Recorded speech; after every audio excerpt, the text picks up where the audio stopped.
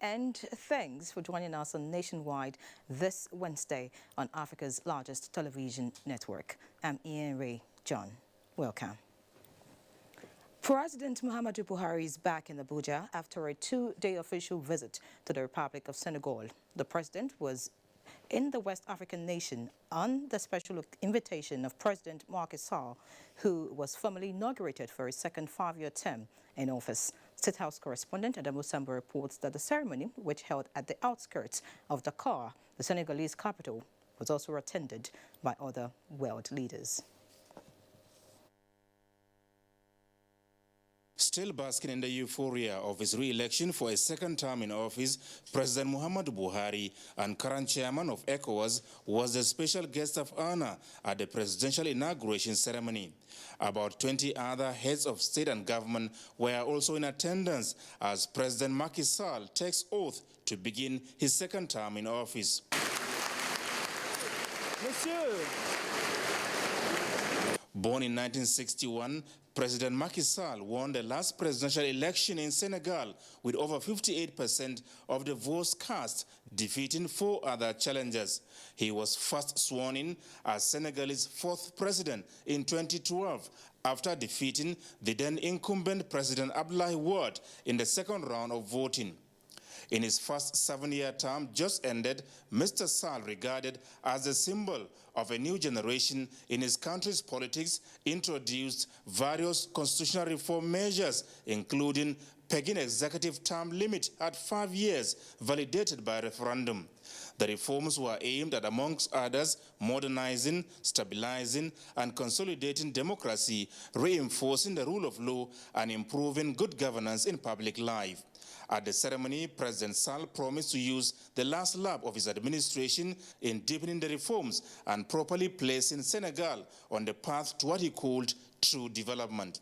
Some members of the Nigerian delegation to Senegal described the event as unique, significant, and full of lessons to be learned. President Muhammadu Buhari is seen as one African leader that is worthy of emulation. Any function that happens within the African sub-region that Buhari does not attend is not a complete ceremony. He is presently the chairman of ECOWAS. So it really bestowed on the event a certain credibility and legitimacy by his being present. Senegal is giving out a very, very good example of stability and democracy in Africa. And that is what we should take home.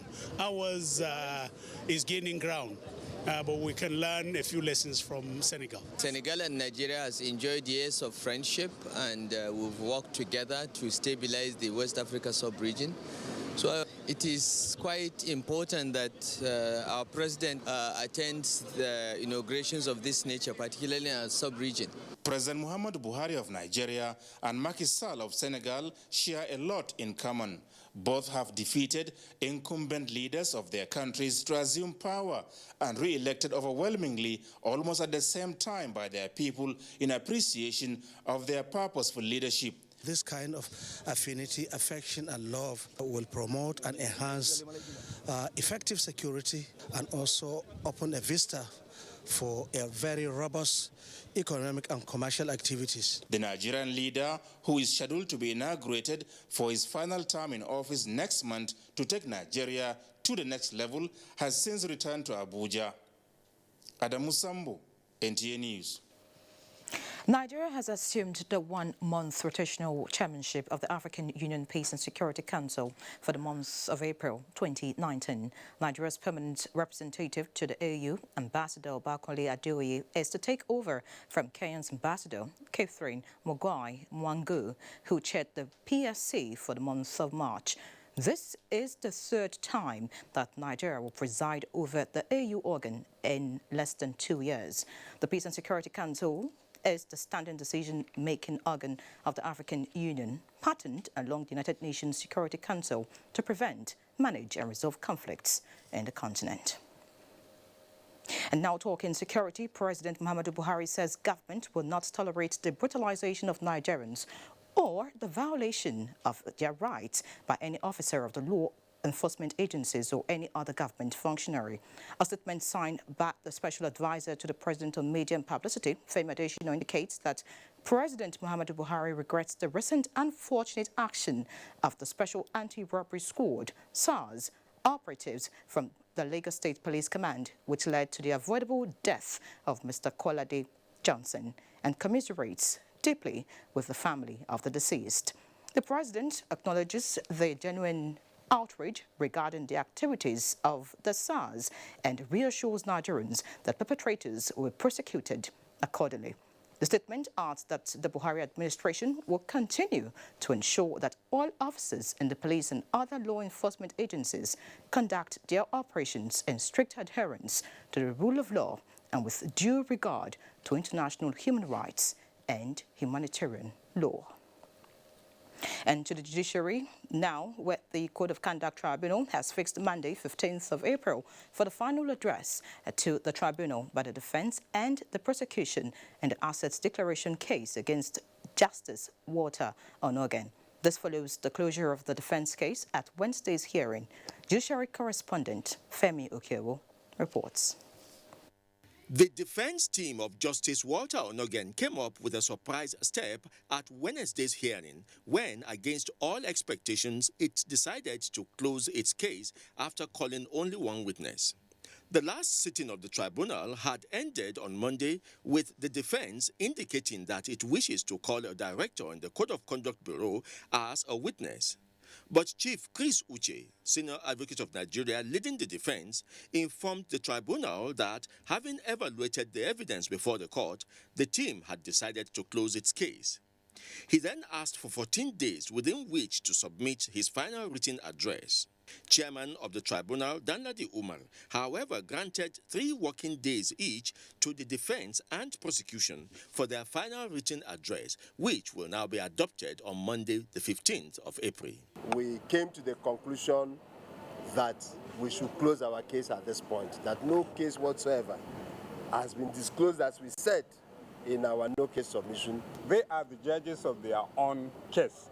So they decide when to close. But what I'm happy about is that neither the prosecution nor the defense has delayed this matter. Although no date has yet been fixed for the eventual judgment on this case, there are 3 applications on which the tribunal must make a decision whenever it comes up with a judgment.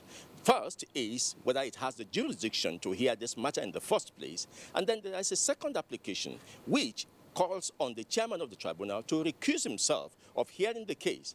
And the final one is the main matter itself, which is whether Justice Walter Onogen is liable for the charges before the tribunal. In Abuja, Femi Okewo, NTA News. Many thanks, Femi. And still staying with the judiciary, in the next report, Dele Atumbi puts into perspective the journey so far in the case of the first Chief Justice of Nigeria to be arraigned before the Code of Conduct Tribunal. Asset declaration is a prerequisite for every public servant and must be done every 4 years. It is in the light of this that the Chief Justice of Nigeria, Justice Walter Onogen, was arraigned by the Code of Conduct Bureau on 14th January 2019 before the Code of Conduct Tribunal on 6-count charge of false declaration of assets. This arraignment generated a lot of comments, with efforts made in various courts to secure others to stop the trial at the Code of Conduct Tribunal for lack of jurisdiction. While this was on, the Code of Conduct Tribunal, following an ex parte application, issued an order for the suspension of the Chief Justice of Nigeria, Justice Walter Onogen, an order President Muhammadu Buhari carried out on the 25th of January 2019, pending the determination of the matter.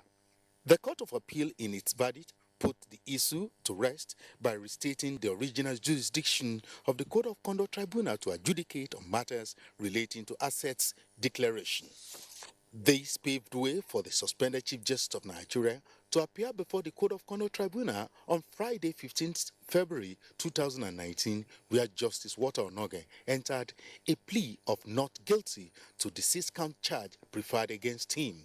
His arraignment, after 5 previous adjournments as a result of the absence of the defendant, gave the prosecution counsel, Aliu Umar SAN, the opportunity to open his case. After his non-guilty plea, counsel to the defendant, Chris Uche SAN, applied for his bail, an application which the prosecution did not oppose. The CCT chairman, Danladi Umar, admitted Justice Onoge on bail on self-recognizance. Prosecution counsel led by lead Umar SAN called 3 prosecution witnesses and thereafter closed his case on Friday, 22nd of March 2019.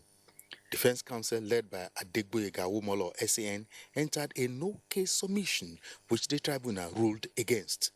This verdict from the CCT made the suspended Chief Justice of Nigeria, Justice Walter Onoge, to open his defense by calling the first defense witness.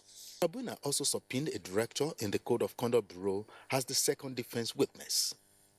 The issue of jurisdiction is raised. It must be determined before any other thing is done.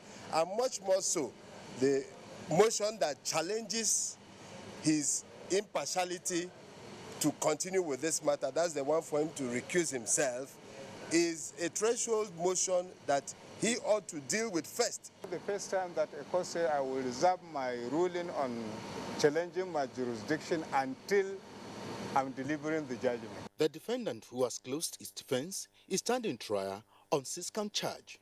In Abuja, Dele Atumbi, NTA News. And away from judiciary matters now, looking at election issues for more local governments. Collated results in the River State gubernatorial election have been announced, with more returns made into the State Assembly. Kingsley Amajiri has an update on the exercise still ongoing in Port Harcourt. The coalition exercise here at the State INEC head office here in Port Harcourt is not just for the state governorship elections that are held on the 9th of March 2019, but also for those of the state houses of assembly behind the main auditorium where the coalition for the state governorship election result is taking place. The smaller auditorium, officials of INEC and returning officers are also there collating results for state houses of assembly, and a number of declarations has also been made with returning officers declaring winners in some of the state houses of assembly. Anthony Sobricon of PDPs, having satisfied the requirements of the law and scored the highest number of votes, is hereby declared the winner and is returned elected.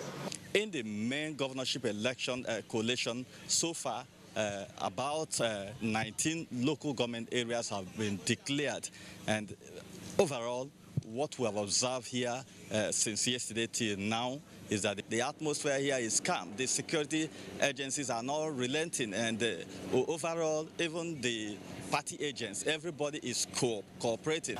Just to assure you that every one of us here are committed to ensuring that this process is peaceful, is transparent, and reflects what the voters in Rivers State want. Most people had expected that there might be crises erupting from the process, but so far we may be giving credit to the security agencies for what they have done to ensure that the place is calm. And over there, the major road leading to the Independent National Electoral Commission office here in Port Harcourt, the 2 entrances to the head office are cordoned off to ensure that those who do not have any legitimate business do not get access to this environment. I'm returning you back to the studio for the continuation of NTA News. Many thanks, Kingsley, for that update. And of course, from Port Harcourt, we move to Lagos now, where Ruth is standing by to give us an update on the police killing. Ruth.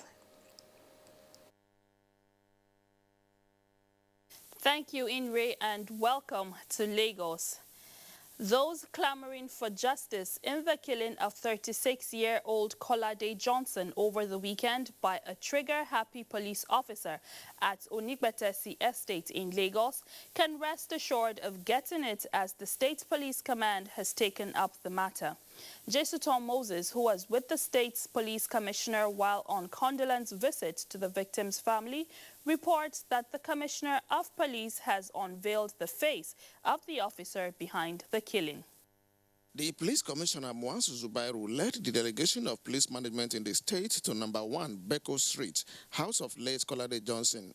The foster father of the deceased, Alhaji Remi Lukman, commended the efforts of police authority in the state in ensuring justice in the matter. I believe justice is on its way being served and it's going to be attained.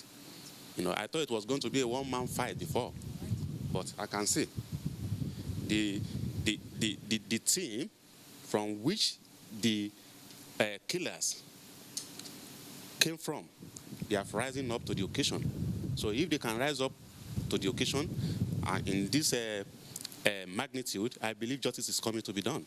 The police commissioner, Muazu Zubairu, assured all, including the family of late Kolade, that the perpetrator of the killing will not be shielded. The duties of the Nigerian police force is to protect life and property. So when you have a police officer recklessly going to this kind of incident, it is very sad and unfortunate and very, very condemnable. The police boss therefore unveiled the face of the killer police, who is an officer in the anti-cult unit of the State Command, Inspector Tunde Ogunyemi.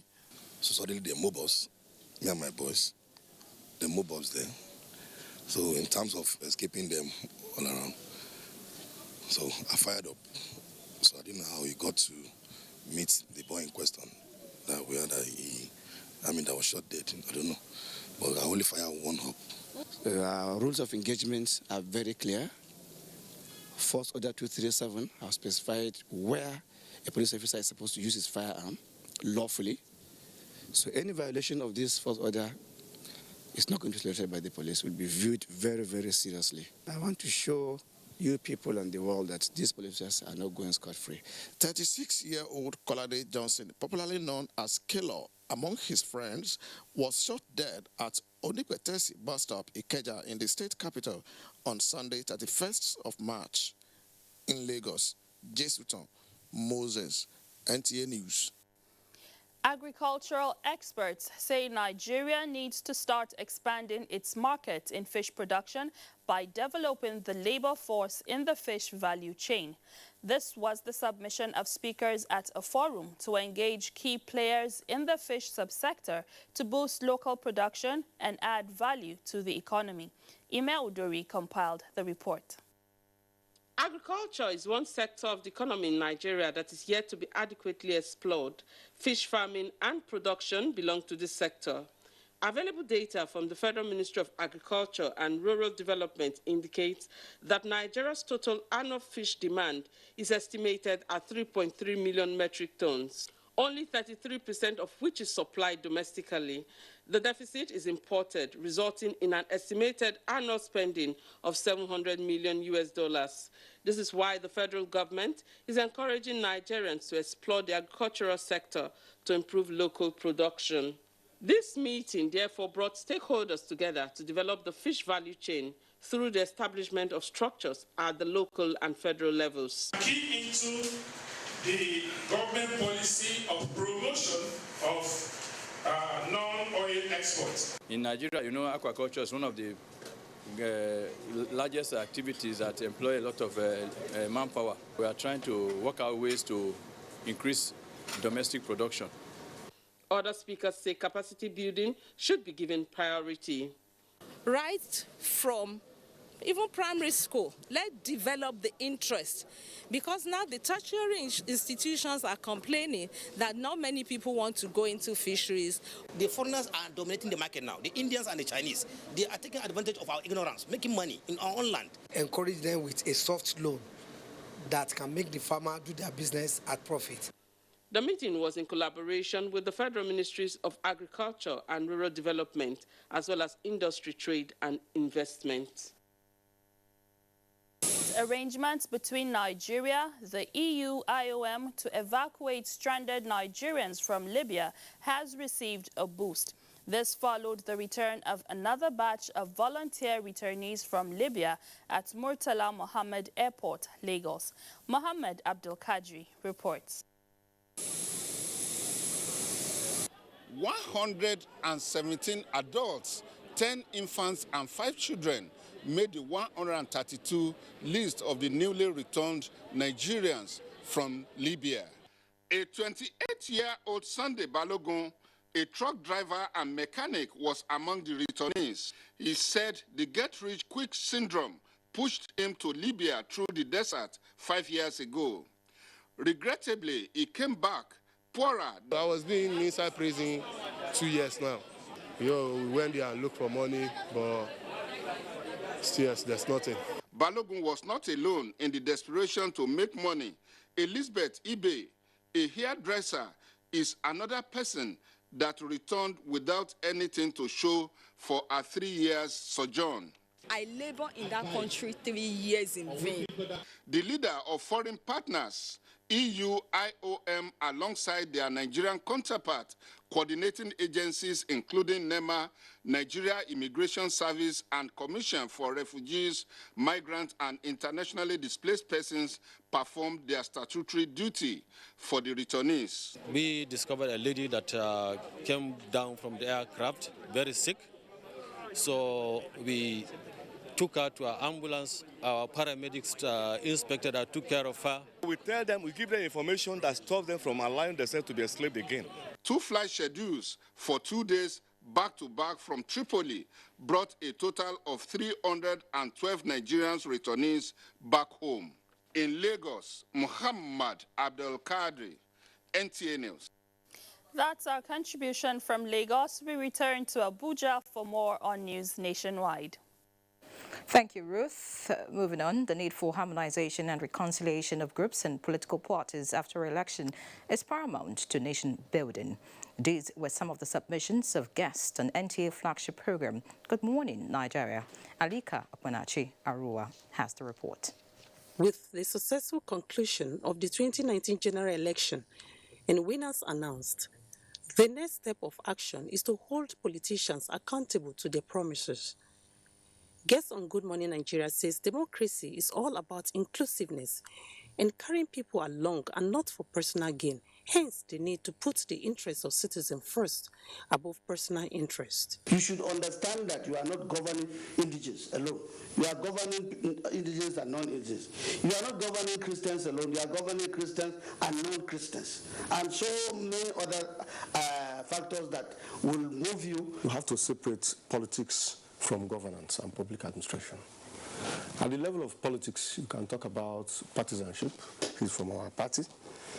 Then when election is won and lost, first of all, to begin with, the political party, if it wants to continue in good health, must fix itself internally.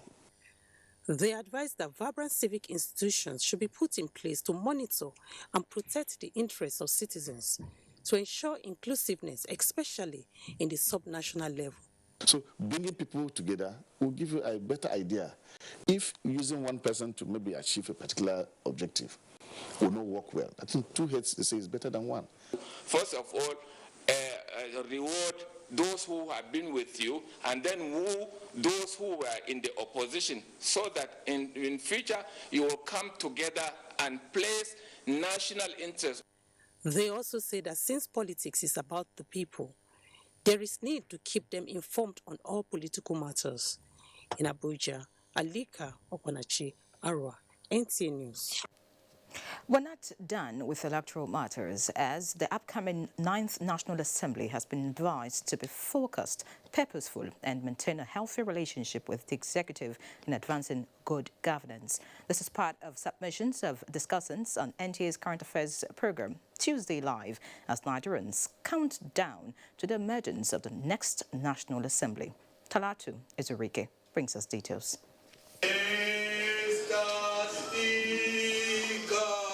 It has been established that the beauty of democracy is largely based on checks and balances amongst the 3 arms of government. The legislature is charged with the responsibility of making laws. The judiciary interprets, while the executive executes, all in the pursuit of good governance. The 9th National Assembly is expected to be constituted by June to take charge of the business of enacting laws and reviewing existing ones. The race for the leadership of the National Assembly, analysts believe, is getting more interesting, perhaps in rewriting the wrongs, or as some say it, a time for true democracy. Individuals who have corruption charges and corruption allegations should not even be considered for the purpose of bringing them to the place of power. But if we are operating as checks and balance, it is expected that there are times, in fact for the most part, we would disagree. But when we disagree, let it be on the premise of principle. Let it be probably on procedure. In both the Senate and the House, you're talking of ranking members. You know, you don't allow a greenhorn that was just elected to parliament. He wants to be speaker to the Senate president. It doesn't happen. What do you know? You know, you don't know the ropes. Now, it is the responsibility of the party now to make sure that there is some level of consensus amongst its members. Naturally, there are expectations, which for many include speedy passage of bills that benefit the citizens and reforms in the remuneration of political office holders, as well as the Electoral Act. Start by cutting off these pegs and making them look like ordinary men that they really are. We've seen many presiding officers outside of our country.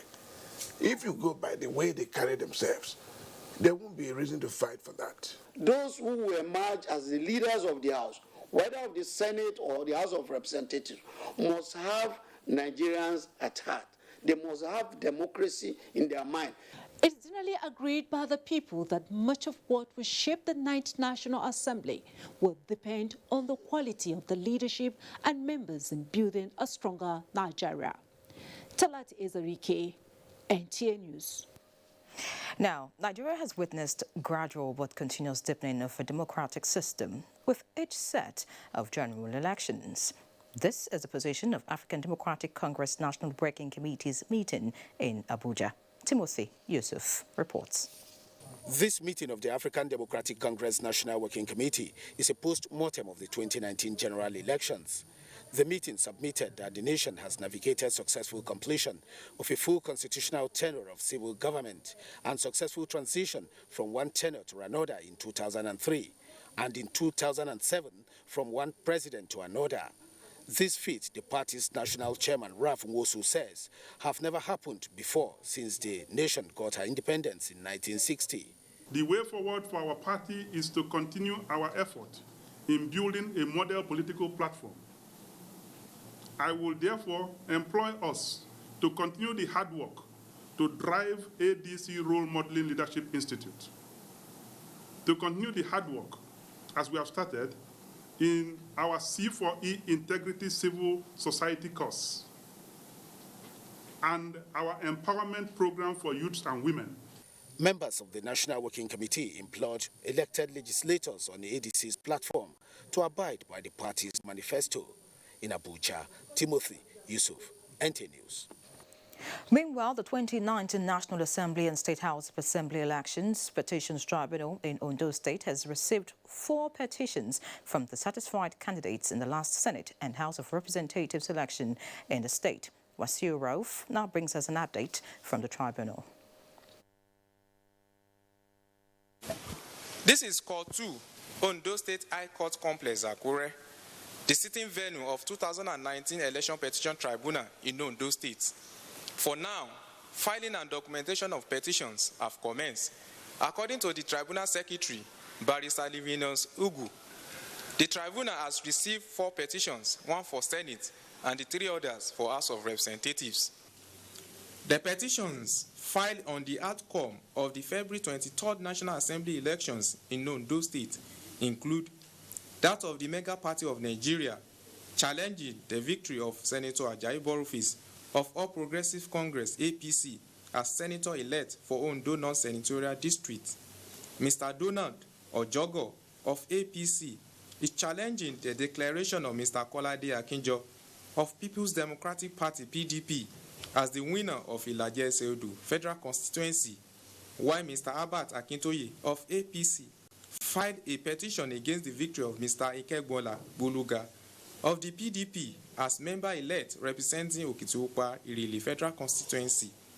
Also, Mr. Abayomi Akinfemiwa of the PDP is opposing the declaration of Mr. Mayowa Akinfolarin of the APC as member-elect for Ileoluji Okeigbo Odigbo Federal Constituency. Investigation by NTA News reveals that the tribunal has granted interlocutory applications for an order directing Independent National Electoral Commission, INEC, to present for inspection materials used for the conduct of National Assembly election in Ondo State. The tribunal is headed by Justice Nuha Hadi, while Justice Okorie and Alabu are members. The tribunal sitting will commence after the expiration of the time given to receive petitions. In Nakure, Wasiu Rauf, NTA News. And from Ondo, we'll move to Gombe, where Good governance in a democracy is not the responsibility of the elected leaders alone, but also a collective commitment of all the people, devoid of any sentiment. Gombe State Governor-elect Muhammadu Yahaya of the APC said this while inaugurating the transition committee that would help ensure a smooth handover of power in the state. Come 29th of May 2019. Emmanuel Akila reports. The All Progressives Congress, APC, would be forming government in Gombe State for the first time. Therefore, the governor-elect, Muhammadu Yahaya, is not leaving any opportunity to delay, but do the right thing while he has the time. Hence, comes up with a transition and sectoral committees that would enable successful change of government from the People's Democratic Party, PDP, to the All Progressives Congress, APC, and to give the new government an insight to start on a good footing. The report of the committee is expected to provide the impetus to re-establish our social contract and commitment to the good people of Gombe State. Leader of the APC in Gombe State, Senator Muhammad Njuma Goji, and the APC, who congratulate Yahaya and all winners of elective positions on the platform of the APC, noted that the would-be Yahaya administration begins with the activities of these committees. Make your recommendations without any bias. This is the only way to assist the governor-elect. He has to know the truth. I don't want us to see this job as a job of APC versus PDP. No, this is a job for Gombe State. The 37-man transition committee, chaired by Kabir Ahmad, has 6 terms of reference, with 3 weeks to submit its report. The 23 sectoral committees are a technical part of the transition committee. In Gombe, Emmanuel Akila, NTA News. And if you just joined us, you're watching nationwide on the network service of the NTA. We'll go for a short break now. More reports when we return. To stay.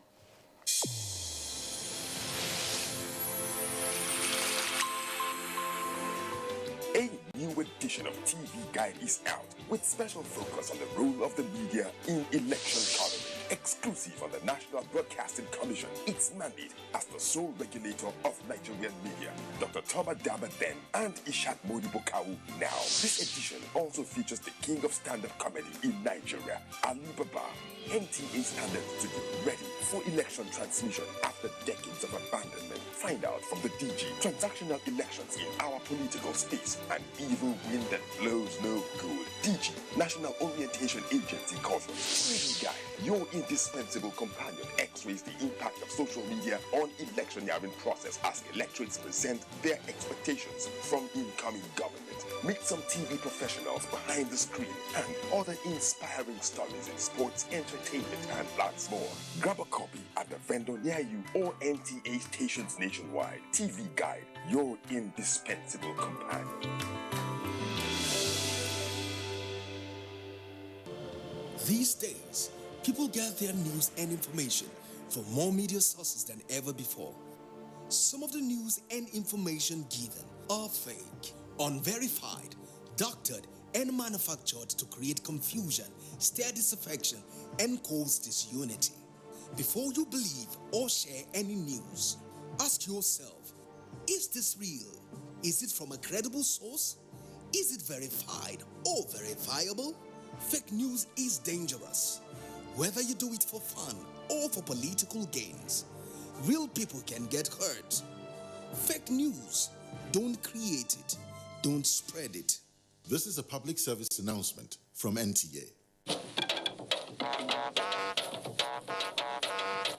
When you hear that sound, you know that Nigeria's most authentic newscast is about to begin.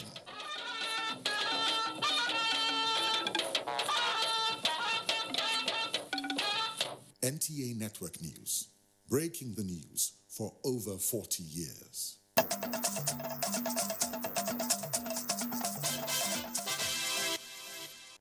Glad to have you back.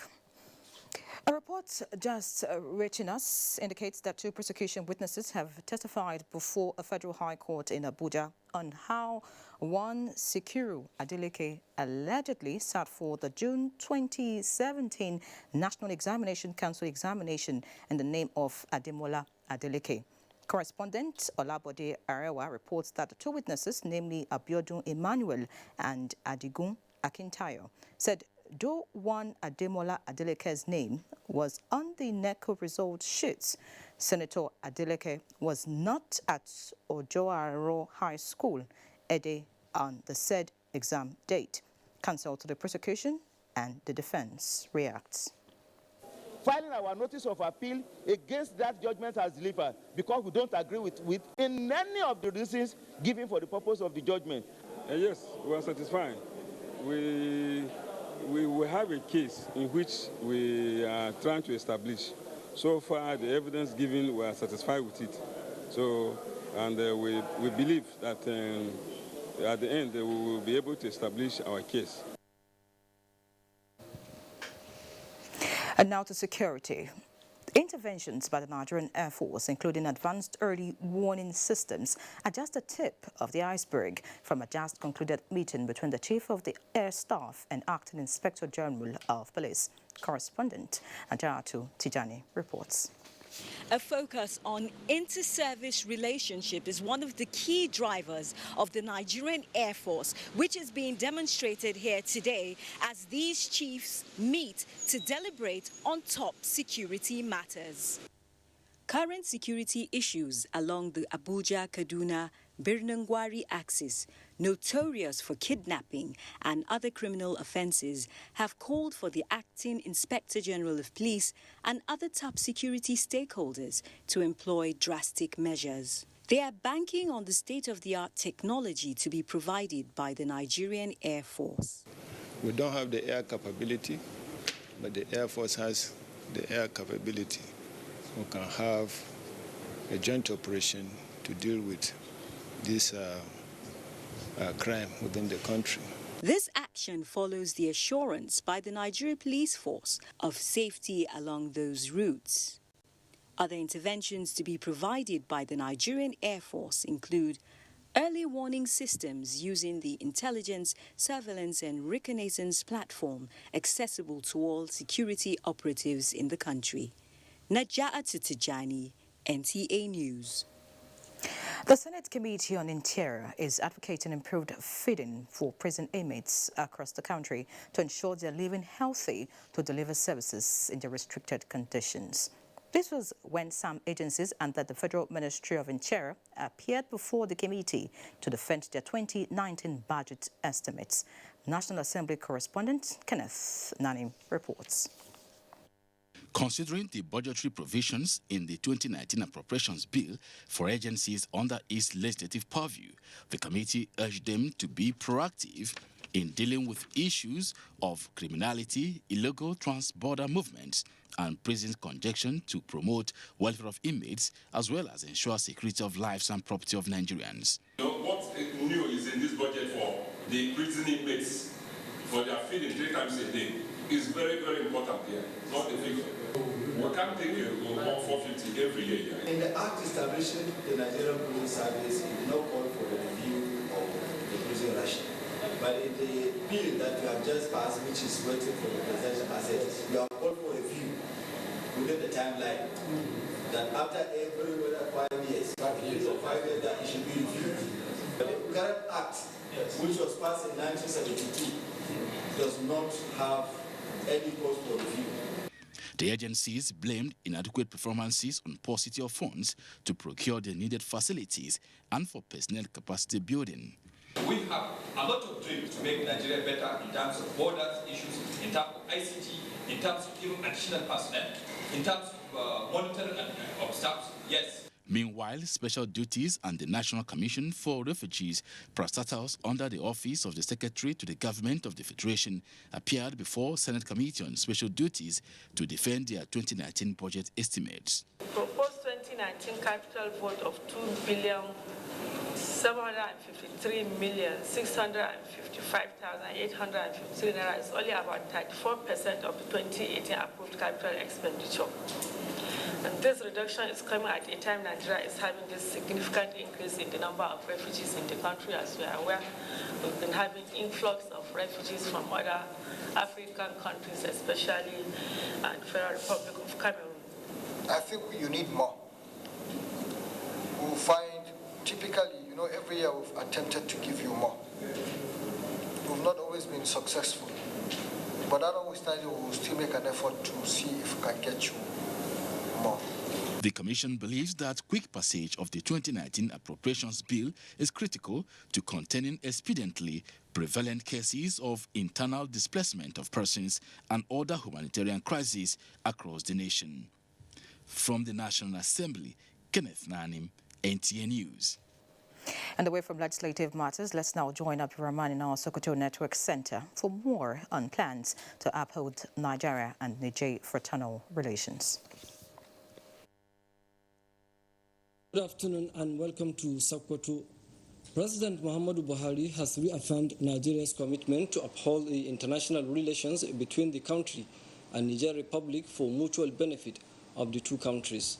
Usman Abdullahi Shehu reports that he reaffirmed this in a message to the President of Niger, Muhammad Yusufu, delivered by the APC National Chairman, Adams Oshomole, at the Presidential Villa, Niamey. The Nigerian leader, who expressed satisfaction with the current socio-economic relationship between the countries, said they will continue to demonstrate true African brotherliness. President Muhammadu Yusufu, who welcomed the Nigerian delegation to fraternize with the people of Niger, showcasing African togetherness, extended his goodwill to President Buhari. The delegation visited the country on behalf of President Muhammadu Buhari to attend the National Convention of Republic of Niger ruling party PNDS Tareya, which adopted Bazoum Muhammadu as its presidential candidate come 2021 election in the country. The APC National Chairman Adams Oshomole has identified the ideologies of the PNDS Tareya to that of APC in Nigeria of positive change for a better society. Historically, Nigeria and Niger, we have had a strong bond of brotherhood. Yes. We are brothers and sisters, and we believe we have a common destiny. In Niamey, Niger Republic, Usman Abdullahi Shehu, NTA News. The partnership programs between Sokoto State Government and the United States will be sustained to better the lives of people. Governor Amin Waziri Tambol stated this when he received the U.S. mission in Nigeria, Chargé d'Affaires, Mr. David Young, at Government House. Dalhatu Abdullahi has the report.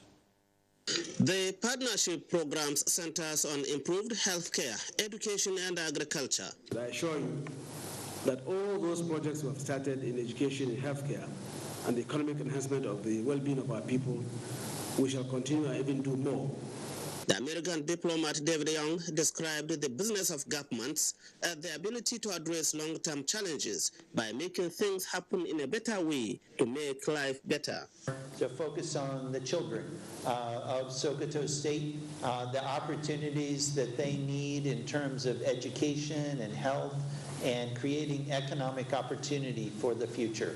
Mr. David Young also visited the Bishop of Sokoto Diocese, Matthew Hassan Kuka, and asked Nigerians to see working together in unity at the basis for moving the country forward. Bishop of Sokoto Diocese, Matthew Hassan Kuka, expressed worry over the attitude of some political actors in Nigeria.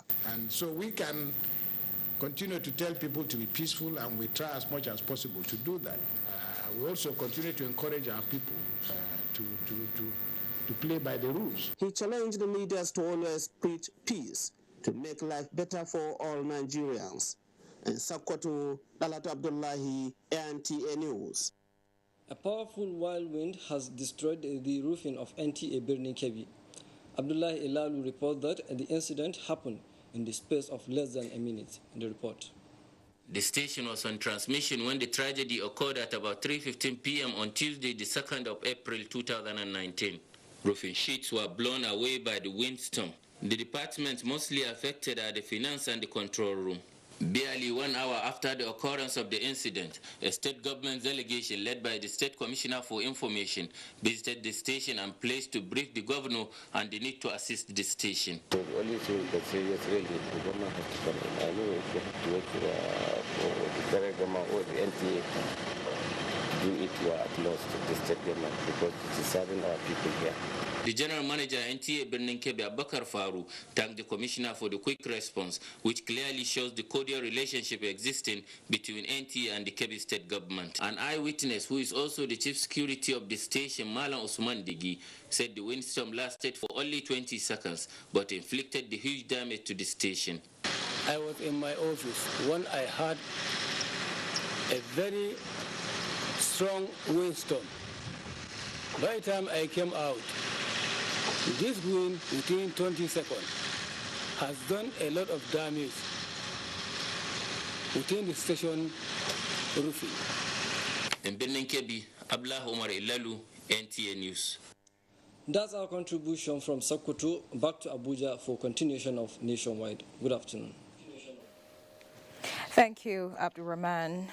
And looking at other stories now, the federal government targets of providing rural communities with electricity will continue to attract adequate legislation within the context of the Appropriation Act. Chairman, House Committee on Power, Daniel Asuko, stated this while reacting on a failure by the Nigerian Rural Electrification Agency to comply with procurement guidelines. National Assembly correspondent Abdullahi Aminu reports. Nigerian Electrification Agency received 39 billion naira of its 2018 budget, representing 33% of its appropriation. Despite this, the House Committee on Power noticed that the money released were spent on projects that have no direct bearing to the category of people upon which the agency was established. So this clearly tells Nigerians why we have not done procurement. Releases normally come at any time. So it's not intentional just to spend the money on one item and then, stuff other items in the budget. The committee requested documents on whether the agency's expenditure on Alternative Energy Development Fund is in line with its mandate, an evaluation report on university projects, which took about 50% of the amounts released. From the National Assembly, Abdullahi Aminu, NTA News. And now we'll move to Enugu, where FRSC has impounded 52 articulated vehicles. Comfort would guide us. Thank you, Irene, and welcome to Enugu Networks. The Anambra State Command of the Federal Road Safety Corps has embarked on a total war against defaulting trucks and articulated vehicles to reduce carnage on the roads. Chinyere Fesi Okowe reports. The rate of road traffic crashes in Anambra State in recent times, especially ones involving articulated vehicles, has become a source of concern to stakeholders. And in view of that, the Federal Road Safety Commission in Anambra State is now resting on its laurels on their decision to clamp down on these articulated vehicles and put them on check. Scarcely can a week pass by where you don't have a truck, a tanker having a crash. Last week, here in Odisha, we met with the relevant stakeholders in transport operations here in the state. One of the things that we decided that we are going to have a special patrol that will clamp down on the operations of articulated vehicles in the state, because we will not fold our hands and allow innocent citizens of the state dying daily on the roads. With over 50 articulated vehicles impounded on this special patrol, the FRC sector commander in Anambra State speaks on what next. They will be issued tickets, and some of them will have to face a prosecution. So it depends on the type of offenses. We are starting fully today, and we will continue until we achieve the goal of reducing the rate of road traffic along the roads in Anambra State. Road safety, they say, is everybody's business and is a collective responsibility. The Federal Road Safety Corps is therefore appealing to the motoring public to ensure that they obey traffic rules and regulations at all times. From Onitsha, Chinyere Fesi Okoye, NTA News.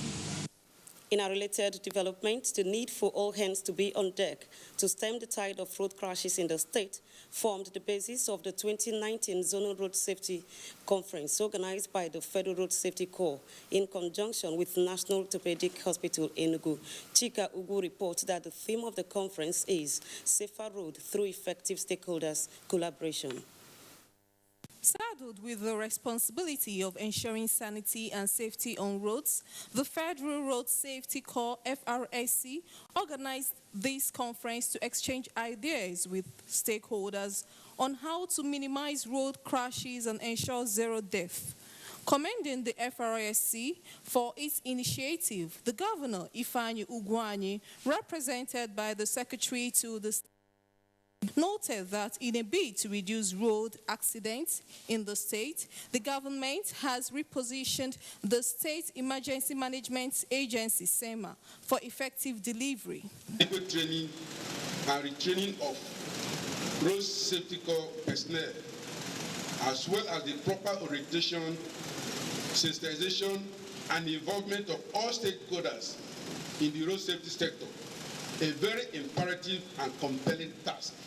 Crashes, they noted, are inevitable, but achieving zero fatality is paramount and achievable, hence the need for motorists to obey traffic rules. And for Nigeria, the Federal Safety Commission developed a Nigerian road safety strategy with just a very simple vision. Let Nigeria be a country where road traffic crash results in no death. Some participants at the forum identified bad roads, poor visibility, abandoned vehicles on road, lack of vehicle maintenance as some causes of road accidents. In Enugu, Chika Ubu, NTA News. And that's our contribution from Enugu. Is back to Irene in Abuja for more on Nationwide. Good afternoon. Many thanks, Comfort. The Senate Committee on Education has called for a review of the budget of the Federal Ministry of Education for the purpose of strengthening the sector. This was during a budget defense session with the ministry and 4 other agencies. National Assembly correspondent Omotola Omojala has the details. The minister availed the committee of the various interventions of the ministry to strengthen the education sector while ensuring equity and effective prioritization in the distribution of resources. Noting the effect of shortfalls in funding on the activities of the ministry, especially in basic education, the committee called for effective supervision of revenue-generating agencies within the sector to enable the ministry meet its needs. While I would also like to call on my colleagues to really beef off the capital component of the submission for the Ministry of Education. I'm also advising the Honorable Minister to really sit off and supervise particularly the agencies that are revenue generating under the Federal Ministry of Education. It's very, very important. Actually, would have been taking the money from the parastatals and running the ministry. But we still find there is something that is stopping us, because there is in the Constitution something that says any amount collected on behalf of government must be deposited into the Consolidated Revenue Fund, and there must be a law before we take it out to spend. The committee also had budget defense sessions with National Teachers Institute, National Library of Nigeria, and National Board of Arabic and Islamic Studies, as well as the National Commission for Nomadic Education. In another budget defense sitting, critical issues with the 2019 budget proposal of the Federal Character Commission were discussed in an executive session with the Senate Committee on Federal Character. Executive Chairman of the FCC is, however, optimistic that the committee is well disposed to the progress of the commission. It is my belief that they are going to oblige us because one, the budget performance report for 2018 is not too bad. It's not bad at all. The Federal Character Commission defended a budget estimate of over 3 billion naira for the 2019 fiscal year. From the National Assembly, Omotola Omojala, NTA News. Let's now go to Jos, where Felicia is standing by to bring us more report. Thank you and welcome to Jos. The Plateau State Governor, Simon Lalong, has applauded NTA's coverage and quality of reportage during the just concluded general elections. He said this when the management of the center played host to him shortly after his appearance on NTA's flagship program, Good Morning Nigeria. Ikechukwu Oha has the details. The visit of the governor is an answer to the desire of the management of the center to have an opportunity to interact and share their concerns with the state #1 citizen. The zonal director, Peter Ochibo, who led the governor and his entourage to his office, first congratulated him on his re-election and pledged the center's commitment to continue to provide efficient and effective coverage of government activities and the state at large.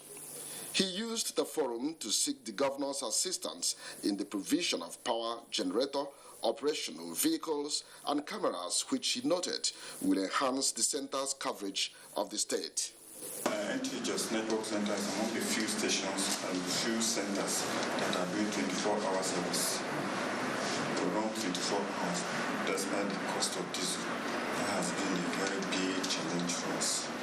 In the area of the standby generator, because the power is not steady. So, if you can get 150 kVA to support the existing one, very good.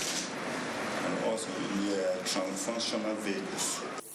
Governor Lalong, while responding, described NTA as a station that has carved a niche for itself in the area of peace and development journalism.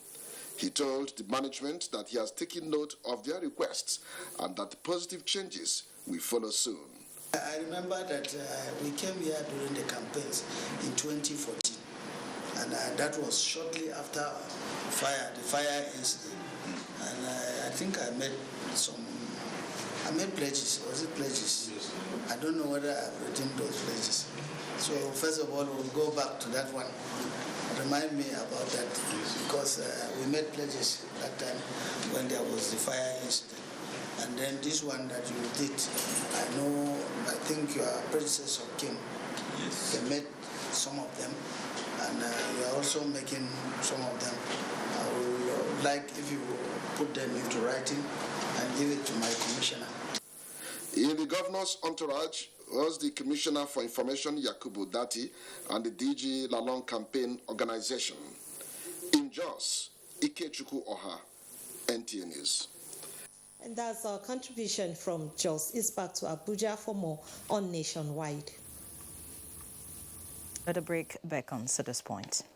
You can follow us on all our social media platforms: Facebook at NTA Network News, Instagram at NTA Network, Twitter at NTA News Now, YouTube at NTA News Online. Or visit www.nta.ng. For live streaming, visit www.nta.ng/live. Now, you can stay updated on the go, be it on your TV, iPhone, laptop, or iPad, or download the NTA mobile application from your Play Store or App Store. NTA, you can beat the rich. All right, that's a package on Nationwide today. Many thanks for being a part of it. Enjoy the rest of your day.